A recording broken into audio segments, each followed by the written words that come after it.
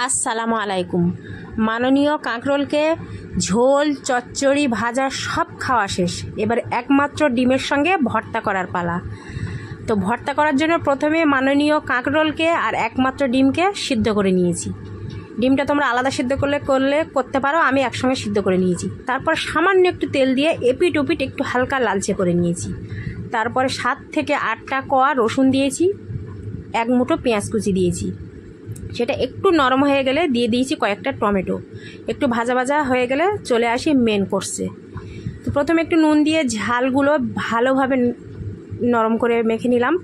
আমি এখানে 4টে শুকনো ঝাল দিয়েছি, তোমরা চাইলে কাঁচা ঝাল দিয়েও করতে পারো, সেমভাবে ভেজে নিতে হবে। তারপরে ভালোভাবে কাঁকরোলগুলোও আমি ভেঙে নিচ্ছি। একটু বয়সে পেকে গেছে তো দানাগুলো বেছে ফেলে দিয়েছি। তোমরা যদি কম বয়স্ক কাঁকরোল পাও তাহলে দানা ফেলার দরকার নেই। একে একে টমেটোগুলোও আমি চটকে মেখে নিচ্ছি, উপরের ছালটা তুলে ফেলে দিচ্ছি। এবার একমাত্র ডিমের পালা। ডিমটাও ভালোভাবে মেখে নিচ্ছি, সবগুলো একসঙ্গে সুন্দর করে চটকে মেখে নেব। এবারে দিয়ে দিচ্ছি একটু সরিষার তেল। এই ভর্তাটা খেতে খুব মজা হয়।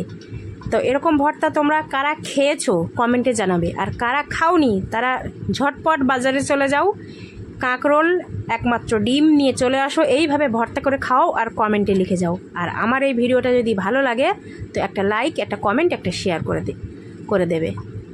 আমি আবার উপর থেকে একটু হালকা সরিষার